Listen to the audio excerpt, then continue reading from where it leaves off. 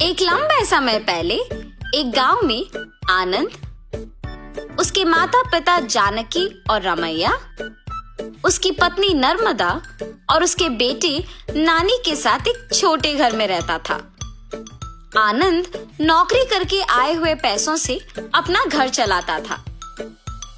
जानकी उसकी बहू नर्मदा से सारे काम करवाती थी और उसे हमेशा ताने मार मार के दुखी करती थी, मगर नर्मदा उसे कुछ ना कह के चुप बैठती थी। ऐसे कुछ साल बाद आनंद अपने नौकरी से कमाए पैसों को बचा बचा के एक बड़ा नया घर खरीदता है। आनंद के खरीदे हुए नए घर में बहुत समय से एक भूत रहती थी। ये बात आनंद को नहीं पता था और इसीलिए वो घर खरीदता है और उसके आसपास खाली रहने के कारण दिखने में बहुत शांत सा माहौल था और जानकी में कोई बदलाव नहीं आया। नए घर में जाने के पहले ही दिन नर्मदा की गलती के बिना ही उसे ताने मारती है। दुखी होकर नर्मदा बिना कुछ खाए और सोए अपने कमरे में जाकर रोती रहती है। तब उस घर में मौजूद भूत नर्मदा को रोते हुए देख उसके पास आती है। बगल में परछाई को देख नर्मदा तुरंत खड़े हो जाती है। तब वो भूत नर्मदा के सामने आके खड़े हो जाती है। उसके चेहरे पे घाव, खुले बाल देख के नर्मदा डर जाती है। बाप रे, भूत भूत! डरो मत, मैं तुम्हें कुछ नहीं करूंगी। तुम हमारे घर में क्यों आई हो? तुम लोग ही मेरे घर आए। ये तुम्हारा घर है? हाँ, ये मेरा घर है। इसी में मैं मर गई। मेरे मरने के बाद ही तुम लोग यहाँ आए। ऐसे कह के अचानक नर्मदा में घुस जाती है। हा हा हा!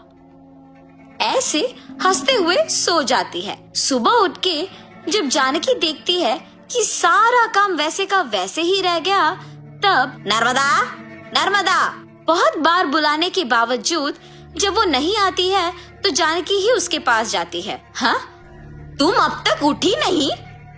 नर्मदा नर्मदा उठो! जानकी पास आके बुलाने पर नर्मदा जाग उठती है। उसकी आंखें बहुत लाल और डरावना दिखने के बावजूद जानकी उस पर ज्यादा ध्यान नहीं देती है। उठ गई? जाओ, जाके सारा काम करके चाय बना के लाओ। मेरे ही सामने जोर से बात करके मुझे काम करने के लिए कह रही हो? ये कह के उसका हाथ जोर से पकड़ लेती है। नहीं, तुम कुछ मत करो। आज से सारा काम मैं ही करूंगी, मुझे छोड़ दो। जाओ, जाके सारा काम करो। ठीक है, ठीक है। ऐसे कह के जल्दी से सारे काम खत्म करती है। ये क्या सच में मेरी बहू है?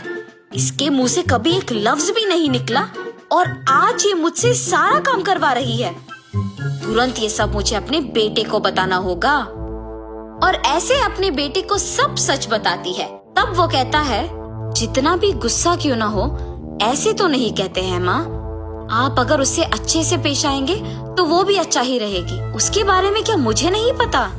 उसके बेटे का ऐसे बात करने पर जानकी कुछ नहीं कहती है और अपनी बहू से डरने के कारण वो सारे काम खुद ही करती है।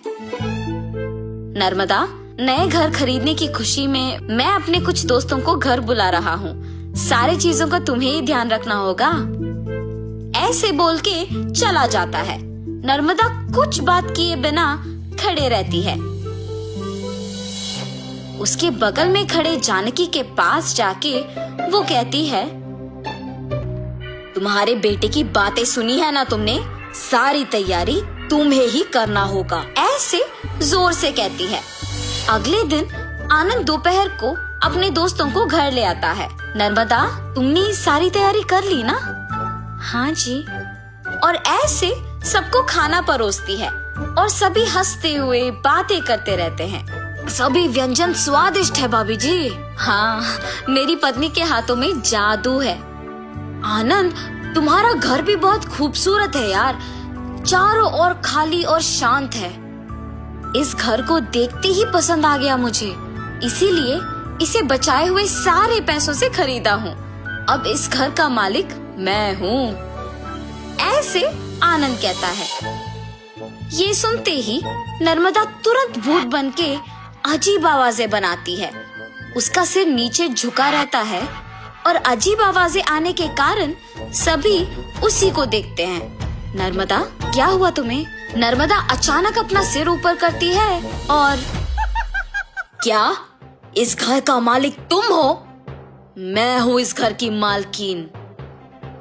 ऐसे उसे घूरने पर आनंद अचानक हवा में ऊपर उड़ने लगता है। नहीं, ये तुम्हारा ही घर है, मुझे छोड़ दो। ऐसे कहने पर आनंद को नीचे छोड़ देती है। ये सब देख के घर के सारे मेहमान भूत भूत कह के वहाँ से भाग जाते हैं। नर्मदा जैसे उसे कुछ पता नहीं है अपने कमरे में जाके सो जाती है। आनंद, कम से कम अब मेरी बातों का यकीन करोगे तुम? तुम्हारी पत्नी में भूत घुसी है, भूत। देखो आज उसने क्या कर दिया। हाँ माँ, अब हम क्या करें? एक मांत्रिक को बुलवाना ही पड़ेगा।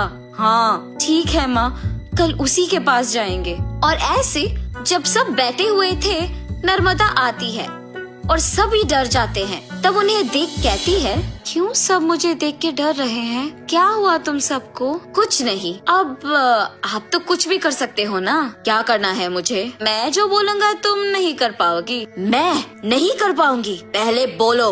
अच्छा, क्या तुम इस बोतल के अंदर घुस के वापस बाहर आ सकती हो? इतना ही, और मैं ये नहीं कर पाऊंगी? देखो। ऐसे बिना कुछ सोचे समझे नर्मदा में घुसी आत्मा अचानक उस बोतल में घुस जाती है और तुरंत जानकी उस बोतल का ढक्कन बंद कर देती है।